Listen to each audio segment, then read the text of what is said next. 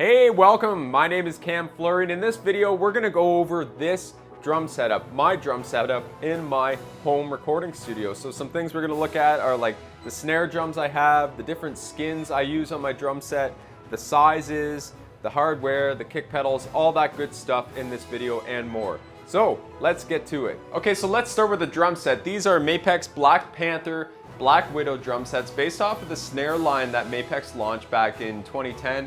And they launched these and the White Widows as well, which is basically a white version of this. Now this drum set's only available in one configuration. This kick drum is 22 by 18. I'd say 22 is pretty standard. And the shell itself is actually thicker on the kick drum than it is on the toms. I believe it's like 7.2 mil and the toms are a little thinner. But all the shells are all North American maple, 100%. What's very unique about these drums are that they have these tube lugs, and a lot of the other drum sets that Mapex make and manufacture do not have these tube lugs. They were actually made just for these and the White Widows, and what's cool about them is they're also black. The washers on them are also black. Because it's all black, I was really drawn to it. Not only that, but I've been playing Mapex for a very long time. My first drum set was a Mapex Pro M, or Martens Pro, and I've still got them over on the other side of the house there. When I seen these were for sale, I had to have them. So this tom here is a 10 by 7, then the next one I believe is a 12 by 8, and the floor tom is a 14 by 12, and then the second floor tom is a 16 by 14. So the sizes are a little shorter, and they have all the drums finished off with these S hoops. They're kind of a cross between a triple flange and a die cast hoop, obviously, except for the kick drum here. It's got the wooden hoop, and they're all in black brushed nickel. This thing is blacked out. Okay, so the next thing we're gonna take a look at here is my snare. This is a Mapex Black Panther phosphorus bronze snare. It's all hand hammered, and I believe they made these in the early 2000s. I know they're kind of rare. There's a few other people that have commented on some videos online saying that they have one themselves. And what's really cool about this is that the black brushed nickel hardware matches the rest of the drum kit, and the thing just sounds great. It's a nice phosphorus bronze snare. You can tune it up real high. It sounds amazing. Great for metal. A lot of other people suggest using the Mapex sledgehammer. It's similar, but it's different, where it's, you know, similar in the sense that it's hammered and stuff like that, and it looks a little bit the same.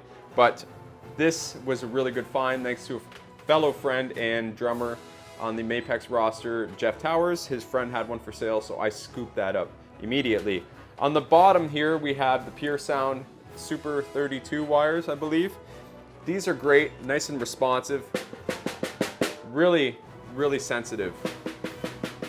So this is my main snare. I have a couple other snares, but I really love this one, and it's made its way on a bunch of session recording jobs. We've already taken a look at the drums I use. Now let's take out the sonic choices that I've decided to go with for my cymbals on this drum set. Let's take a look. Starting here on the left side of the drum kit, we've got the 15-inch medium hi-hats by Meinl. These are great. They're a little bigger, obviously 15 inches. It gives you a little bit of a different wash sound in your mix, but they're nice and crispy. It's kind of a classic rock sound. I think that's what they're going for. But I really like these because they're highly versatile for all the different types of session music that I do. Next up, we have this 12-inch Classics Customs Dark Splash over top of a Set and Cymbal effects cymbal.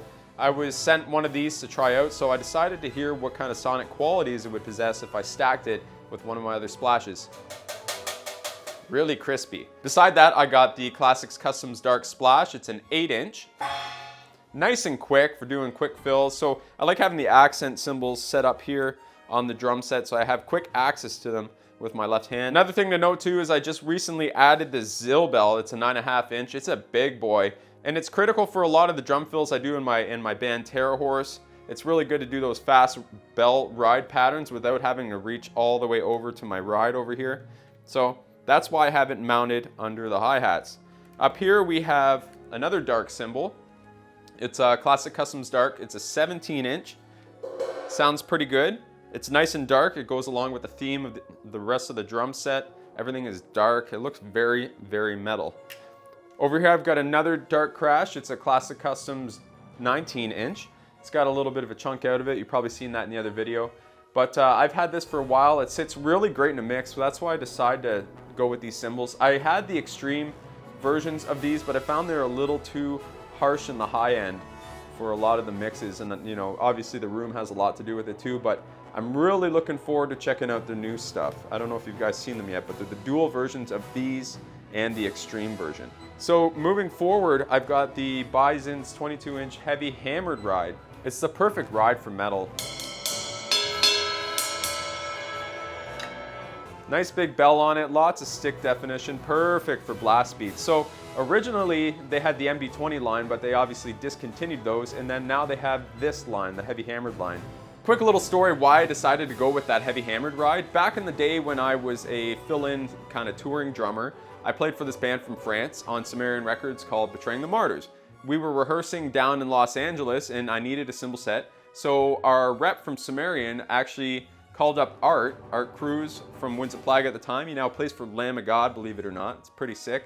Anyway, he had this whole set of, or not Bisons, but MB20 Minel cymbals, and the ride was so sick, I had to have one for myself. So here we are, I've got one for myself now, and that's the story behind that. Let's move on to the next cymbal. So the next cymbal is obviously the China. It is also a classic customs dark China.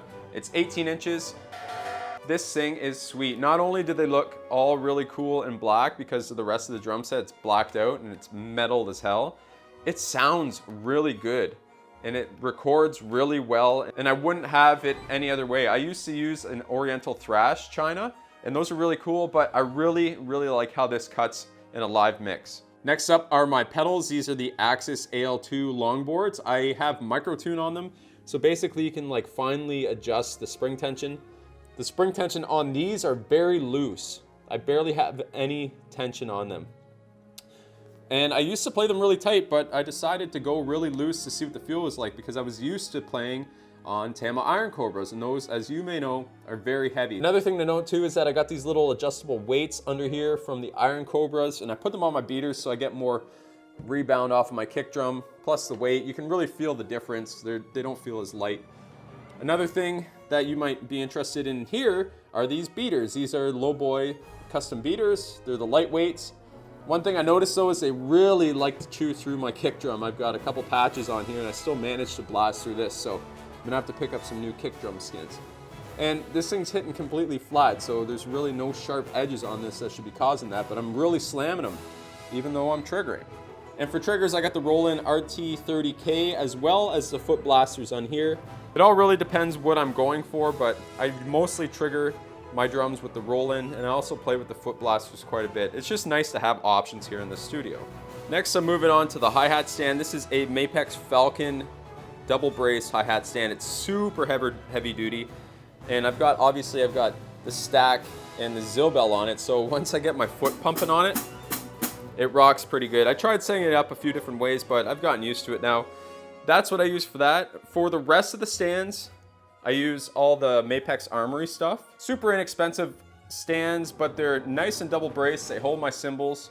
I know a lot of people are like, why don't you play a rack? Well, I don't play a rack because I don't have a rack. And they're great because they turn into broom stands as well as boom stands. For my main crashes, I've got these. I forget exact model of it, but I'll let you know when I edit the video. And it's got these arms on it, so there's like an infinite amount of adjustments you can put on the crash. Again, also double brace, and you can tuck it away, hide it, make it a broom stand as opposed to a boom stand. And then over here with all my accent cymbals, I just use these Gibraltar little clamp-on mounts for all these accent cymbals. They're pretty good to adjust, you know, they stay in place. And that's really what I'm looking for when I'm looking for a good stand for my cymbals. I don't want it to move, and I want to have a good deal of options here to adjust it properly. So those are the stands, the clamps, and everything in between that I decide to use. Also, we can't forget the drumsticks and the skins. The sticks are custom printed. It's got my name and it's got my website on it. The company is Canadian. Woo woo. I play the 5B Red Intense, so that's a little longer than normal, and they're really durable and great for metal drumming. So if you're looking for new drumsticks, go check these guys out. Very nice people. I love them dearly. So for drum skins, I normally go with the Evans HD Dry on the snare, and everything's wide open. You'll notice I don't really have any moon gels or anything on my drum set because I just like the natural sound of these drums, and if there's a resonance I really don't like, then I'll just take it out in post. Next, we got the G2s. Evan G2s. I'm an Evans artist as well. And we got the G2s on the batter. And then on the Rezo side of the toms, we have the Genera. And then on the batter side of the snare, we got the snare side 300. And on the kick drum, we have the Evans E-Mad 2 with the ring on it for dampening and stuff, but I just throw a bunch of blankets in there. Okay, for overheads, I'm using the Lewitt LCT 340 microphones. They're now discontinued. They're really, really nice and realistic sounding overheads, pencil condenser microphones. I got one over here, obviously as a stereo pair. So 2 of those. I've got the new LCT 040 Match as a spot mic on the China cymbal. I've got another one tucked over here pointing at the ride for a spot ride mic. And then I've got another one of those match mics over here on the hi-hats. Not really necessary for metal stuff, but that's what I use. On the snare top, I've got the Lewitt MTP 440, I believe it is. It's much like a SM57, speaking of which. I've got an SM57 tucked under here in the darkness as a snare bottom. Over here, I've got the AKG D112. You could use those on kick drums, on bass cabs, but I like to use it on this floor tom. It sounds really good, nice response for that. Moving on to the rack toms and the floor tom, I've got these CAD M179s, and you're able to change the polar pattern, so it's pretty cool. They sound the best on the toms in hypercardioid, so if you're gonna get some of these, use the hypercardioid polar pattern to get the best results. And I've got one over here on this, and then one under here on my floor tom. For my kick drum microphone, I've also got a Lewitt DTP 640 Rex. It's got 2 capsules in it, a dynamic and a condenser. So best of both worlds, you can blend it in. It's got a cool little cable on it. I've done a review video on these a while back.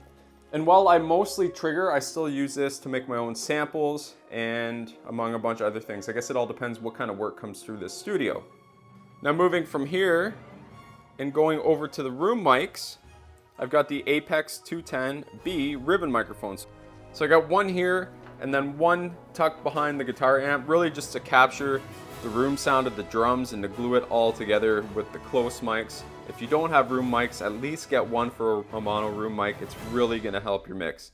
So that mostly covers everything. If you have any specific questions about like anything specific that I just showed you back behind my drums, then let me know. Let me know down in the comments below and I'd be more than happy to help you out. If you're frustrated with like how to set up your double pedals and stuff like that, I got a video on that. I can also post it up here in a card and you can check that out too. So thanks so much for watching. Again, my name's Cam Fleury. I hope you enjoyed this video. I know drummers really love to drool over other people's gear, so I'm more than happy to share this information with you. Again, thanks so much. I'll see you in the next video.